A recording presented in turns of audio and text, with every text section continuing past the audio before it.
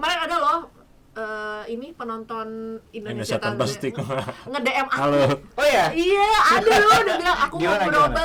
berobat sama Dr. Elvin, kata dia, setelah menonton Indonesia Tanpa Stigma. Wow, kata aku, sesuatu kata aku gitu ya.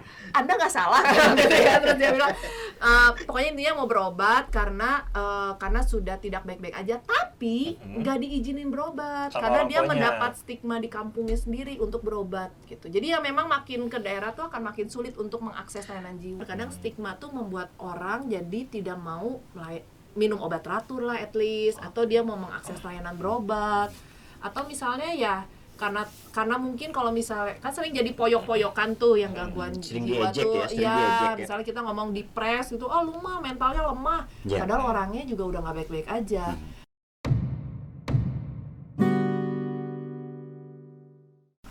Ya, kita ketemu lagi ngobrol sama saya Patri Handoyo, ada Dr. Elvin. Iya. Mang Ada Tri. Dr. Elvin, mas saya Tri Rwanda. Teman-teman, ini awal-awalnya ya kawan-kawan, saya dapat pesan WA, WhatsApp, Kang, kita ngobrolin ini yuk, stigma pada pasien katanya. Stigma pada layanan psikiatri ya. Terus saya bilang, ada masalah apa soal stigma itu? Mendingan langsung aja nyapatnya. Iya, langsung aja kita obrolin. Langsung ya. Ada apa sih? Iya. Siapa tahu ada yang bertanya nanti di kolom komen iya. ya. Jadi, Dok, maksudnya gimana? Ada pasien yang sering dapat stigma, Diko ngelihat fenomena itu, atau kayak gimana sih? Kok tiba-tiba ujuk-ujuk gitu, Pat, ke hari Minggu, Pat, selamat Minggu pagi ceria. WA nanti. Terus, Kang, kita ngobrolin ini yuk kapan-kapan ya soal stigma pada pasien. Iya, langsung ditembak loh hari ini loh. Ayo luar tuh, biasa, Bang. karena menarik pasti. Kan ada apa, Dok, sebetulnya, Dok? Kumaha sih, Dr. Elvin? Coba Nah, diurai dulu. diurai dulu. ya. Diurai dulu. Jadi sebenarnya kan pertanyaannya kayak nanya ayam atau telur ya, mana dulu gitu ya. Nah, beberapa fenomena yang sering ditemukan tuh kan sebenarnya pasien jadi tertunda layanannya karena stigma. Jadi orang tuh mau ke psikiater tuh kayaknya berdoanya 7 kali lipat lebih kencang supaya gimana caranya supaya jangan sampai jadi ke psikiater. Karena setiap ngomong misalnya ngomong ke orang tuanya, mah kayaknya saya teh lagi nggak baik-baik aja deh. Nih lihat di TikTok misalnya, saya teh udah nangis 2 minggu segala macam, 2 minggu terus udah gitu udah putus asa segala macam. Kan keluarnya enggak, itu mah fenomena anak muda. Itu mah galau aja biasa. Nah, terus nanti datang lagi nih anak muda lain bilang, saya nggak bisa tidur misalnya gitu. Ke orang tuanya nih. Ke orang tuanya. Tenang naon, itu mah biasa kalau lagi galau banyak kayak gitu. Tapi kan Banyakin zikir aja gitu. aku nggak ngomong gitu. Iya, aku yang ngomong gitu. Dia yang ngomong. Oh, ini ya.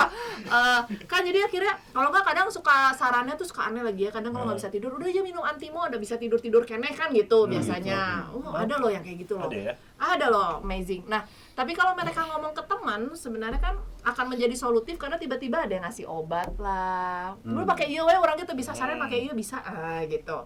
Tapi temennya kan bukan dokter. Sebenarnya bukan dokter, tapi sesama sepenanggungan.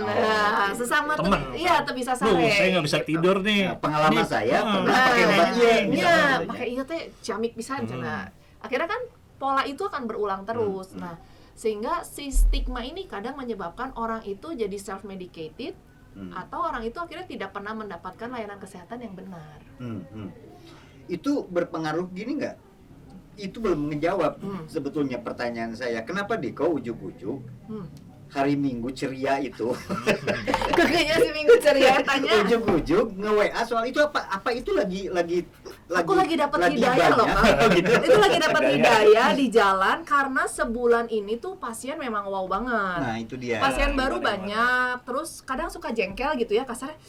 Kenaon sih geus kieu kakara datang gitunya geus di ujung tanduk lah, atau pernikahan rek anggeus lah. Atau nginum obat geus ditangkap polisi lah kakara datang. Oh, jadi datang itu setelah dosisnya tinggi-tinggi gitu ya. Kan bingung mau diapain, suruh rawat inap. Selesai Udah ngobatin diri sendiri dan dosisnya udah tinggi. Benar. Jadi mereka udah datang ke Dr. Elvin itu udah dalam sebelumnya tuh udah pada sering make dalam kondisi ketagihan dan dosis yang banyak. Benar, itu banyak banget loh yang datang udah kayak gitu. Geus teh lamun kayak gitu kan adatna setengah matinya, geus hayang nyekek kadang kalau datang teh. Aduh Tuhan, datang tehnya kan udah ditulis nih resepnya. Dia teh baca, dokter ngeresepin saya apa? Ini udah bener sih obat yang saya butuh, tapi jumlahnya berapa? Saya kan dosisnya nggak segitu. Sia gitu, kadang suka gemes gitu ya sama pasien-pasien tercinta. Yang dokter siapa gitu kan? Kadang suka galak gitu, terus kalau nggak dia iya terus nanti tiba-tiba marahnya ke yang itu, yang bagian billing. Kenapa sih dokternya ngasihnya kayak gitu, kan saya nggak segitu resepnya. Ya kenapa bapak nggak komplain di dalam, nggak berani dokternya galak. Galak Pak. Galak loh, sebenarnya bukan galak loh, sebenarnya saya tuh mencintai loh. Kan kalau dia berobat, kan harus membedakan antara berobat atau minta obat. Nah gitu, kadang kan stigmanya akhirnya menjadi berat karena mereka juga nggak bisa ngebawa kan. Kalau saya suka bilang kalau teman-teman yang senior tuh udah bisa ngebawain lah ya, misalnya saya minum obat geus nyaho ye gitu, tarik teingna sakumaha, namun iya kan nyeblay datang ge masih teler gitu. Terus udah gitu dia ngajak ngobrol juga saya sampai bingung, kamu tuh ngomong sama saya atau sama siapa sih dari tadi? Nah kalau nemuin pasien-pasien kayak gitu gimana sih, maksudnya ada nggak sih teknik tersendiri gitu untuk diajarin nggak sih? Atau Nah biasanya gimana? Biasanya sih seharusnya kan berobat itu kalau adiksi ya, keluarga tuh kan harus datang. Jadi adiksi tuh kayak pengawas minum obat harusnya. Cuman penggunaan obat-obatan ini kan udah pernah dibahas sebelumnya juga, agresifnya kan jadi muncul ya Kang Patrik. Kalau nggak bisa ngebawain tuh kan lebih galak. Jadi yang PMO ini juga takut juga, akhirnya LEOG gitu. Jadi ya kalau si pikirannya dia masih belum bisa selesaikan dengan diri sendiri, kayak saya bisa kerja hanya kalau minum obat misalnya, saya baru bisa tenang kalau minum obat, padahal dia bukan berlatih untuk menyelesaikan masalah. Tapi dia lari sebentar dari masalah. Jadi kan geus abok ya, geus teler, sadar deui nya heueunya masih loba masalah, jeprut kan gitu. Kebanyakan pasien yang kayak gitu yang sebulan terakhir tadi itu pada minum apa sih, self medicative-nya apa? Wah, macam-macam. Tramadol itu lagi hits, tramadolnya itu lagi happening tuh. Tapi katanya tramadol yang sekarang bikin hidungnya gatel-gatel. Oh iya?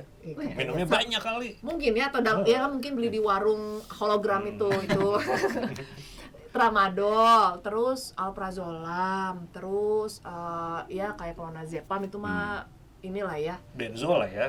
Ya itu tetap lah ya. Nah itu gitu. kekehnya bagaimana menghilangkan si stigma bahwa si benzo itu adalah andep, padahal dia kan bukan andep. Mereka gitu. Selalu berpikiran itu antidepresi ya. Ya emang bener sih, minum obat itu tuh kayak dunia nggak ada masalah kan. Ada utang ya, bisa lah cemasnya gitu. Nah tapi itu bukan andep yang benar. Nah teman-teman tuh kadang kan kalau dikasih andepnya nggak diminum, yang diminum itunya doang. Gitu. Jadi memang WAW banget sih masalah ini. Tapi lucu loh. Sebulan terakhir tuh kayak gitu ya, lagi mereka datang. Angkanya tuh makin naik sih. Makin naik. Benar. Oke. Itu di daerah mana? Umum berlaku kita kan tinggal di Bandung Raya nih ya. Itu di Bandung Raya umum berlaku. Mungkin kalau dengar dari area kayak gitu deh. Gitu ya. Oke. Sebenarnya kalau menarik sih kita kapan-kapan kita panggil BPOM. Kan dia punya data kan sebenarnya. Iya. Atau misalnya dari Kementerian Kesehatan kan kita report tuh data-data Signas gitu kan, itu seharusnya bisa tuh. Memotret tadi ya, capture tadi ya. Benar. Soal gimana sih kecenderungannya. Tapi balik lagi ke yang Dr. Elvin alamin tadi, dalam 1 bulan itu kecenderungannya kayak tadi. Terus kemudian banyak yang udah datang dengan dosisnya tuh pengen yang high ya. Iya. Pengen yang tinggi. Betul. Kemarin ada loh ini penonton Indonesia Tanpa Stigma nge-DM aku. Halo. Oh ya? Iya, ada loh, udah bilang aku mau berobat gimana? berobat sama Dr. Elvin, kata dia, setelah menonton Indonesia Tanpa Stigma. Wow, kata aku, sesuatu kata aku gitu ya. Anda nggak salah gitu ya. Terus dia bilang pokoknya intinya mau berobat karena sudah tidak baik-baik aja, tapi nggak diizinin berobat sama karena dia orangtuanya. mendapat stigma di kampungnya sendiri untuk berobat gitu. Jadi ya memang makin ke daerah tuh akan makin sulit untuk mengakses layanan jiwa. Oke, ini menarik ya. Teman-teman terima kasih banyak ya. Jadi rupanya ya ibaratnya gini lah. Ajakan kita Pat buat datanglah ke profesional yang memang ngerti soal itu. Itu ditanggapi ya. Ada yang paling nggak ini satu orang mungkin nanti bisa ada berapa orang yang dan ini kan pasti mewakili teman-teman yang lain juga gitu yang punya kondisi sama. Iya, karena kami selalu meyakini teman-teman datangnya tuh kalau memang membutuhkan layanan, ya datang ke profesional kan gitu. Dalam hal ini ada dokter, ada psikiatri lah. Ada yang datang ke Dr. Elvin, tapi kemudian dia dapat stigma di kampungnya. Iya, itu menarik loh, waktu dia WA gitu aku tuh antara terenyuh, ya Terharu ampun, juga ya. terharu biru gitu. Terus aku pikir oh iya berarti ya perenungan itu tuh memang benar. Kadang stigma tuh membuat orang jadi tidak mau minum obat teratur lah at least, atau dia mau mengakses layanan berobat, atau misalnya ya karena mungkin kalau misalnya kan sering jadi poyok-poyokan tuh yang gangguan Sering jiwa diejek tuh, ya, sering diejek ya. misalnya kita ngomong depres gitu, oh lu mah mentalnya lemah, Ya. padahal orangnya juga udah nggak baik-baik aja. Terus kayak ketahuan minum benzo, oh lu mah pecandu misalnya gitu kan, nggak enak ya didengarnya. Jadi akhirnya teman-teman jadi mungkin menarik diri untuk mengakses layanan kesehatan. Belum lagi ngantri di depan polisi psikiatri teh kan ditinggali ku baturnya, merenya wah atas ke bawah balik lagi ke atas gitu kan. Gitu. Jadi ya memang isu stigma ini sangat-sangat urgent. Iya. Tapi dok, saya penasaran ini dari tahun ke tahun gitu, itu pasien di polipsiatri makin banyak atau gimana? Kalau fenomenanya sih yang banyak tuh sebenarnya yang kayak depresi itu angkanya makin banyak loh gitu-gitu. Iya. Ya, artinya kan gini, orang semakin sadar gitu untuk datang ke dokter. Betul, sebenarnya dia semakin sadar. Nah, cuman layanannya belum Sadar prima dan juga. tidak menstigma diri sendiri lah, Benar. paling enggak gitu kan. Nah, cuman kan kalau untuk teman-teman yang di bawah 18 tahun ini harus pendampingan. Nah itu gimana tuh? Nah, Ke itu orang tuanya Orang mau tua. ya dampingan? kalau orang tuanya waras. Ya mungkin karena dia ngerasa dia nggak ngerti tentang ilmu kesehatan jiwa, dia akan membawa anaknya ke dokter kan. Tapi ada juga kan yang ngerasa, wah anak gue baik-baik aja, gue menumbuh kembangkan dia dengan baik, fasilitas full, apa alasannya dia harus punya gangguan jiwa? Gitu kan.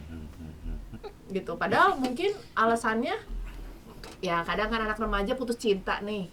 Kalau misalnya anak remaja putus cinta, cerita ke emaknya, oh tenang aja, anak gue kasep, nanti juga dapat lagi. Padahal dia lagi, ya namanya putus cinta pertama lagi ya down kan, ya. galau banget Galau, gitu. Kalau udah sekian-sekian udah pro, udah biasa gitu. Kalau yang awal-awal Kan abal. kalau lagunya itu tuh terlatih patah hati ya gitu ya. Nah kan kalau misalnya muda-muda kan masih pada galau tuh, sementara nasihat yang tua-tua kan udah tenang aja, nanti juga dapat lagi, udah jangan digalauin, patah satu tumbuh 1000. Nah, padahal dia lagi nangis-nangis, nah ceritalah ke temennya gitu. Jadi ya memang anak-anak remaja sekarang lebih sulit lah ya menghadapi kehidupannya kalau aku bilang. Oke. Ya. Itu pertanyaan lu soal tadi? Apa? Yang fenomena yang 1 bulan terakhir di daerah Bandung itu kan lebih bagus berarti. Iya, itu lebih bagus kan. Orang mulai aware ya, orang mulai aware dan mulai datang ke profesional. Nah, kebanyakan keluhannya apa? Biasanya, nah ini yang masalah. Biasanya sebenarnya kalau saya sedih sih sebagai psikiater tuh tidak berharap pasien datang dengan gangguan benernya. Makanya kalau dengan gangguan. Iya, makanya kalau diundang kayak psikoedukasi gini-gini tuh seneng banget karena artinya mereka bisa aware ke diri sendiri supaya jangan sampai jadi gangguan. Kan harapannya gitu, ada promosi dan prevensi.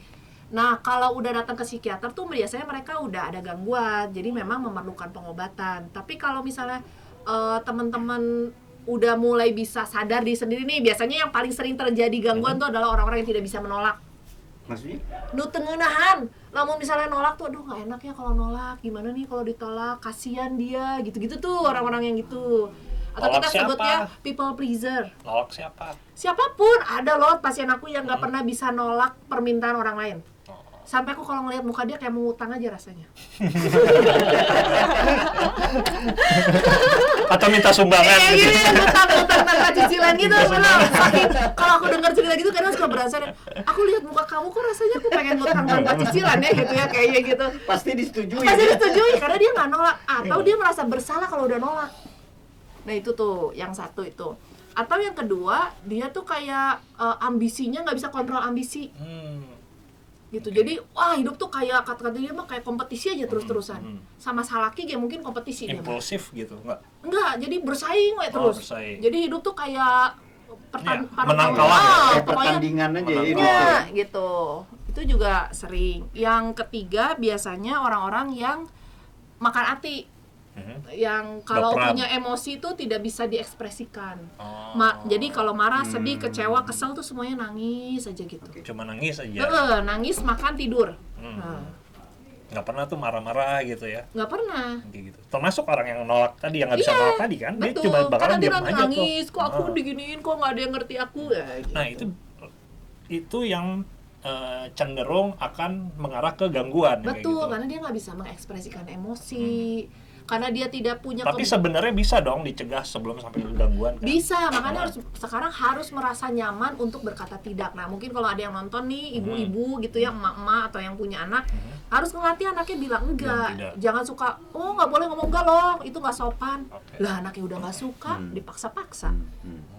Tadi orang yang susah berkata tidak, yang Betul, nggak bisa sudah nolak. berkata tidak. Sama kan adiksi juga gitu, nggak Iya, enak tuh oke. kalau nggak dikasih nggak enakan. Terus yang kedua apa tadi? Yang kedua kalau dia ambisius. Ambisius. Jadi hidup tuh target terus aja ya. Jika target cicilan we sugannya. Anu ketiga yang makan hati, yang menyenangi kesendirian, Yang kegalauan tidak dan bisa mengekspresikan. nah, yang hidupnya Iya, iya, selalu iya. syahdu di balik langit senja. Cia. Ini baru dapat ilham loh kemarin sama saya Pak. Dok, ini menarik yang poin 2 kalau gua Pat. Yang ambisi gimana? salah satunya gitu ya. Gini, di satu sisi kan ambisi itu perlu dalam hidup. Saya sering dengar Tapi nggak orang ambisius ngomong dong. gitu. Tapi bukannya kapitalis ya itu ya? Enggak, tapi selalu orang tuh perlu ambisi Perlu. untuk Betul, mencapai sesuatu kan. betul. Nah, Dok, secara kejiwaan itu ambisi yang macam apa yang sehat dan yang kayak tadi yang udah butuh penanganan. Nah, kalau ambisi itu dalam kontrol dia ya, maksudnya dia tahu kapan waktunya cukup gitu loh Pak. Kan ada orang tuh yang kayak greedy dengan achievement ya. Wah, kurang Rakus ya. we tuluy gitu. Kalau ada orang lain yang lebih baik dia besok harus lebih baik lagi gitu ya. Jadi hidupnya tuh kayak hidup di masa lalu terus, masa depan terus. Nah, itu tuh Harus selalu yang terbaik dia tuh ya, Nah. perfect ya. benar kalau kita sebut cognitive distortion tuh must sama should.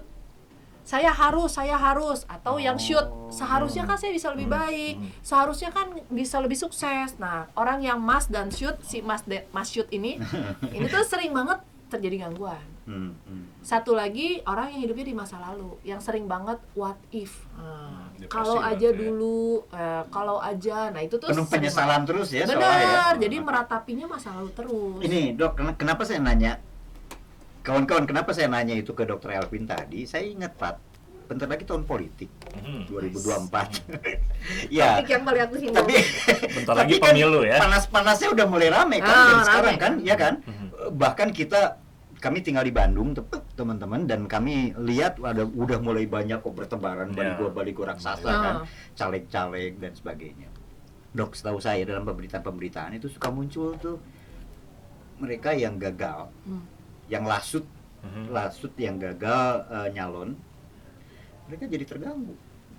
Pernah nggak menangani kasus salah Pernah. satunya? Misalnya, pernah ada yang begitu tanpa harus menyebut nama ya? Iya, ya soalnya nggak tahu namanya juga sih. Waktu itu tuh saya lagi koas sih sebenarnya. Nah, terus waktu itu tahun politik 2009 kali ya, 2009. Nah, pas lagi koas itu tuh kan di RSJ tuh pas saya waktu koas tuh kan di RSJ, semua kan pendidikan di RSJ. Jadi waktu tahun politik itu tuh ada satu bapak-bapak. Jadi dia tuh seneng banget ngumpulin orang. Jadi kalau pagi, siang, sore tuh orang kayak dia di depan sendiri, terus yang lain suruh duduk berjajar 3-3-3 ke belakang gitu. Itu teman-teman bangsal dia. Karena aku bingung ya, ini ngapain sih ya? Iya, terus aku tanya lah, ini kenapa sih bapak ini? Kataku, caleg gagal dong. Jadi mungkin dia saking fantasinya kali ya, memimpin orang banyak, sampai pasiennya kusiata dipimpin. Dia kampanye di situ ya, khotbah, pidato, Menasehati retorika ya. gitu ya, menasehati. Terus kalau kita wawancara juga dia menasehati si dokternya. Terus aku bilang, oh ya kayak gini kali rasanya nggak bisa move on tuh ya gitu. Oke. Right. Nah, itu bagian yang mana tadi? Di antara yang tadi Yang ambisius, secara umum, yang tidak bisa secara menolak. umum tadi ada yang karena tidak bisa nolak, ambisius Bisa, dan seterusnya tadi. Nah. Itu rata-rata kalau caleg menurut Dikon ya, meskipun harusnya riset ya, tapi nggak apa-apa lah, observasi Nggak apa-apa. aja ini, Mas. Kalau dilihat dari kondisi kejiwaan tuh kan sebenarnya ada yang bilang menjadilah wah jadi ini yang nanti kurang Yang dicari apa-apa. kayaknya. Menjadilah politikus yang sudah selesai dengan dirinya sendiri. Oke. Gila bijaksana. Bijak bis. Jadilah politikus yang sudah selesai dengan dirinya sendiri. Jadi ketika emang lose, ya udah nothing tulus, namanya juga gambling, ada berhasil ada gagal. Cuman kan orang kadang maju perang tuh nggak siap kalah ya. Wah meren harta jadi mungkin biasanya yang kayaknya nanggung. Udah gitu semua digadein, semua diiniin, Bahkan Jol berutang, kalah. bahkan Iya. berutang. Jol eleh. Iya. Terus mau gimana? Istri nggak makan, anak tiba-tiba yang tadinya hidup nyaman, Jol ayeuna jadi Kismin. Penuh hutang lagi iya. kan gitu, Terus kan ditagih. nggak siap menghadapi. Terus ketika lagi eleh, istrina ngawek-wek, kemudian di pinggir dirinya gitu kan. Anaknya lah gini, akhirnya kan dia nggak siap tuh secara mental. Tekanannya ya, luar biasa. Bener, makanya kalau udah jadi caleg dengan posisi yang sudah kaya raya, nggak takut kehilangan, ya udah kehilangan uang amal gitu mungkin dibilang. Nah kalau kasarnya all out gitu, terus nggak siap kalah, ya namanya juga politik ya. Jadi kalau teori politiknya Dr. Elvin, SPKJ, teman-teman, kalau mau nyalek itu harus kaya dulu, kaya gitu dulu. loh. Gitu ya, Kaya dulu, harus kaya sehingga dulu. kalaupun ongkos politiknya keluar banyak dan gak balik lagi, nggak ada masalah. Nggak ada masalah. Iya, Gitu ya. anggap Anggap aja amal. Iya Gitu bener. kan? Anggap aja. Itu teori politiknya menarik banget. Bener, kalau itu versi aku ya. Iya, Nah, iya. tapi caleg-caleg gagal ini mendapat stigma nggak dia? Ya mungkin kan Untuk jadi. datang ke Nah rumah makanya sakit kan jiwa selalu misalnya. ada tuh kalau misalnya sebelum lihat deh setiap Iya, kan, tahun politik nah, pasti ada berita ya. disiapin bangsa Nah, gitu kan. bangsa Iya. eksklusif yang artinya pola ini tuh tidak berubah. Ya, berulang ya. Bener. Kadang juga ada yang kecewa Ya, kayak artinya mereka tidak mengalami stigma kan untuk nggak dialami kan dia ya nggak ya mau stigma gimana lagi udah masuk bareng semua. Oke. Mungkin ya akhirnya stigmanya di daerahnya kan tuh. Kalau Iya kamu sih, gagal setahu saya dalam beberapa pemberitaan ada, saya ingat di mana ya, Cirebon, ada beberapa daerah lah, kota kabupaten lain itu jadinya ya gitu, orang-orang sekitarnya itu menganggap ya cek dalam bahasa Sunda mah ya, habis gelo gara-gara eta. Jadi ledekan, jadi bahan apa ya, jadi bahan ejekan. Iya, tarik teuing misalnya. Iya, jadi bahan ejekan, bodoh dianggapnya gitu kan. Iya, makanya. Duit udah keluar, ngutang dan sebagainya. Jadi kalau buat gua sih yang terpenting kan dia dirawat, itu Oh, aja. iya. Iya. Kebayang kalau yang nggak punya kesadaran itu. Nah, makanya kan kalau dibilang mengabdi, kan kalau mengabdi mah nya nothing tulus. Sebenarnya teorinya, ya kan gampang, udah bukan calegnya. Udah mulai belum ada apa namanya di antara kolega-kolega di kau sama psikiater itu udah mulai ada obrolan-obrolan antisipasi, bentar lagi tahun politik kayaknya bakalan ramai deh 2024. Pasti udah lah ya. Kalau sebenarnya kan mulai masuk tahun ini tuh kan semua berita juga kan negatif ya, resesi ekonomi Ya, lah, ya. udah gitu juga. Masa tidak menentu kan. Bener, Inflasi. terus angka Inflasi iya yang luar inflasi, biasa. angka pecatan di mana, angka PHK. pecatan di mana-mana, PHK-nya di mana-mana, cari duit juga rasanya lebih susah. Kan itu berita-berita yang sudah tidak nyaman ya sebenarnya. Nah, orang kan berharap pesta demokrasi ini menjadi putaran balik bahwa ya walaupun nggak tahu putaran baliknya apakah dari mana, tapi kan berharapnya ada suatu yang bisa didapatkan ya secara Ratusan ekonomi. triliun loh dari putaran- APBN aja Nah, kan itu buat maksud aku penyelenggaraan. teh. Atau beaku rapat wae atunya masa rapat ya 500 triliun. Eta berita loh Itu yang buat baca-baca. kemiskinan. Nah, itu makanya. Nah, makanya kan kalau dia sudah selesai dengan dirinya sendiri, dia sudah tidak akan berpikir apa yang saya dapatkan karena saya juga sudah berlebih kok. Meningkat cida merenya geus leuwih masih ngambil oge meureun eta mah rakus. Tapi kalau dia bisa menyelesaikan dirinya seperti itu. Jadi biar nggak ada gangguan jiwa setelahnya.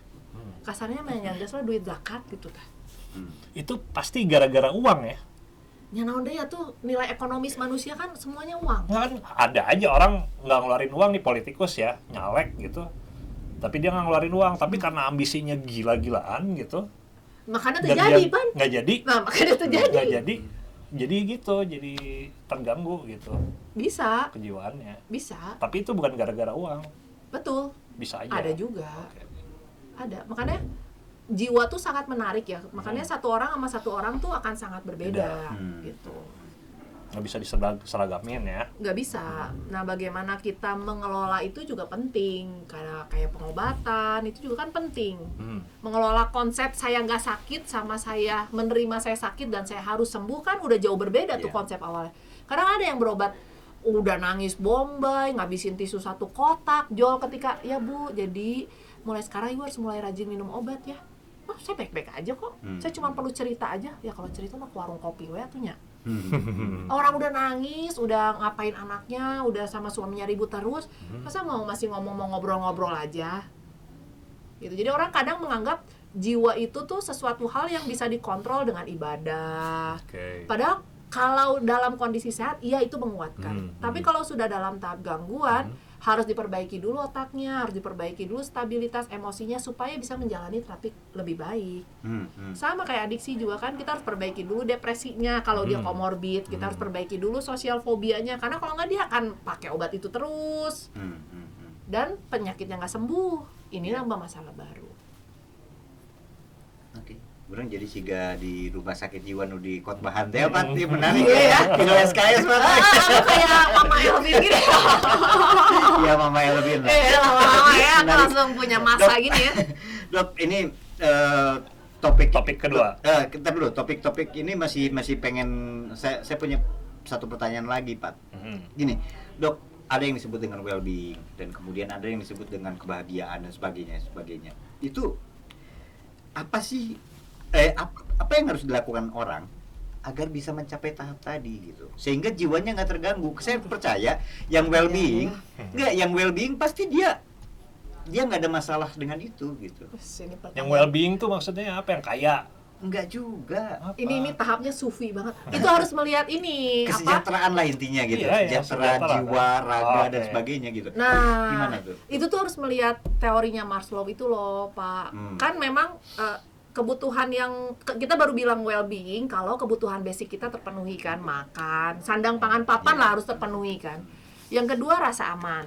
Nah, gimana mau merasa well-being kalau keamanannya juga enggak kan misalnya. Terus yang ketiga rasa percaya diri. Bagaimana dia harus mencukupkan dirinya sendiri, terus dia merasa percaya diri untuk menghadapi kehidupan ini, merasa dicintai dan dicintai itu kan penting juga. Jadi memang ada tahapan-tahapannya. Jadi nggak mungkin orang bisa self aktualisasi. Nah kayak tadi politikus misalnya bisa self aktualisasi kalau tahapan kebutuhan bawahnya tidak terpenuhi. Ya akhirnya jadi rampok. Oke. Itu mungkin nggak sih manusia mencapai itu sebetulnya? Memenuhi piramida itu? Utopia banget lah. Maslow itu kan Enggak dong.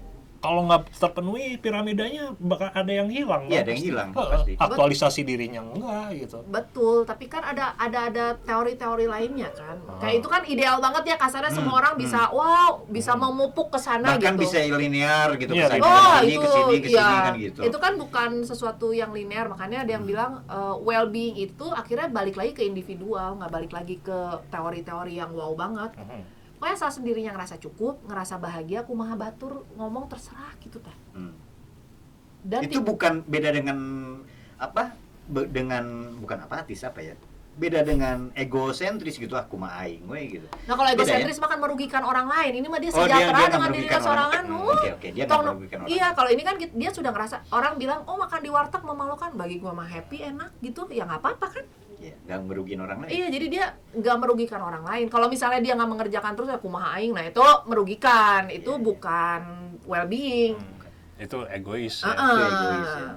Gitu. Jadi memang akhirnya balik lagi sih. Sebenarnya Indonesia tuh kaya banget dengan nilai-nilai well-beingnya. Cukup loh orang. Sebetulnya banyak ya di Indonesia tata nilai yang sebetulnya sangat mendukung well-being tadi sebetulnya. Sangat loh sebenarnya, belajar mencukupkan itu cukup banget sebenarnya. Cuman ya manusia kadang hayang naleuwih. Gitu. Oke, lu gimana? Masih ada nggak soal ini? Soal stigma itu ya? Soal stigma itu. Iya lo itu stigma well-being aja kadang suka bilang, kok kamu cukup sih dengan kayak gitu? Kadang suka gitu ya. Harusnya bisa lebih loh dari itu. Ya aing geus cukup.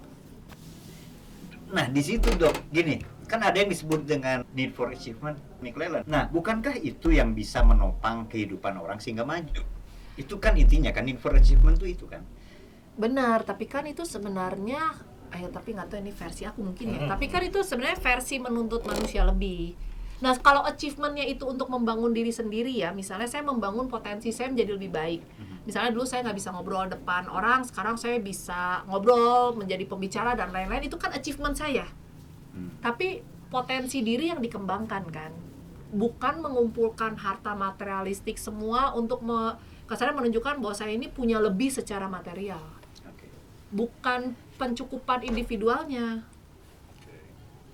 Ya, kalau bentuknya prestasi sejauh itu mungkin kita perlu achievement itu kan ada yang bentuk benda, ada yang tidak Iya. berbenda kan. kan Nah. kayak contohnya yang tidak bentuknya benda itu kan kayak prestasi, Prestasi, pengakuan kemampuan. orang Nah. lain dan sebagainya gitu kan, peningkatan skill. Nah. skill kan itu sih positif mungkin ya. Positif. Itu positif ya, tapi yang dimaksud dokter Elvin tadi terus-terusan ngerasa nggak cukup should should Iya, should sama mas ya. should itu tidak dalam konteks yang tadi, beda. Beda lagi, kalau Masyud kan dia sudah misalnya dia melakukan yang terbaik nih, versi dia sebenarnya sebisanya waktu itu cuma bisa ngelakuin sampai rentang 80. Tapi karena resultnya nilainya dia 80 dan dia merasa harusnya dia 100, dia akan bilang harusnya saya lebih baik lagi, harusnya saya mungkin nggak tidur supaya dapat nilainya 100 gitu loh.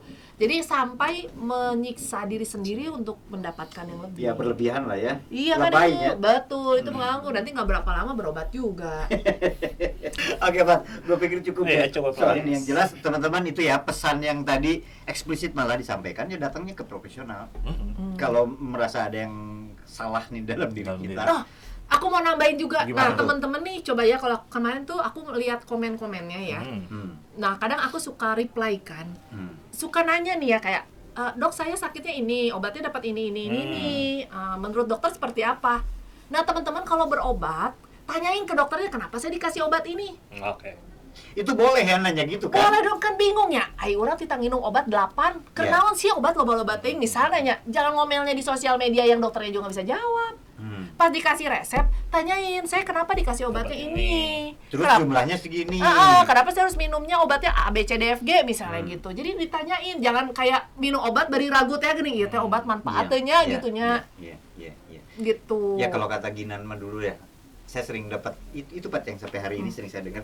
Ya kita harus tahu persis zat yang kita makan apa. gitu loh. Yang kita konsumsi itu kita harus tahu persis gitu loh. Mhm. Sehingga ya kita bertanggung jawab lah sama badan kita. Bener, kayak misalnya kalau yang teman-teman bilang, oh misalnya ya kayak minum alkohol nggak apa-apa, tapi tahu yang dikuat di badannya berapa iya, tong nepi iya, ka mabok iya. narehe atunya Iya, gitu iya. maksudnya. Kan nggak apa-apa kalau misalnya pengen wine sesip 2 sip mah kan gitu. Atau bahkan yang bahaya kan yang oplosan gitu. Eta. Itu kan ya kita tahu lah betapa bahayanya yang kayak gitu. Kalau kita sadar bahayanya itu kan masa iya mau kita minum. Nah, kadang itu sering tuh oplosan, dia pengennya dosis yang tinggi, padahal saya bilang ya enggeus lah nya, lamun misalnya sanggup bir nu normal-normalnya enggeus we nu aman gitu.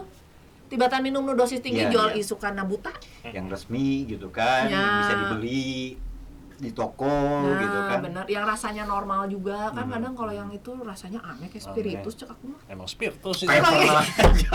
Orang Kayak pas, pernah. aku pas minum, naon sih ngeunana ieu naon sih nu bisa dinikmati gitu cek aku mah gitu. Emang pernah nyoba oplosan? oplosan mah henteu, cuman Ya, kan kadang makanya. kayak jin gitu kan, dosisnya tinggi-tinggi. Oh. Naon sih ngeunana nggak bisa dinikmati gitu. Gitu dulu Oke, ya. sip. Oke, teman-teman terima kasih banyak. Terima kasih. Sampai ketemu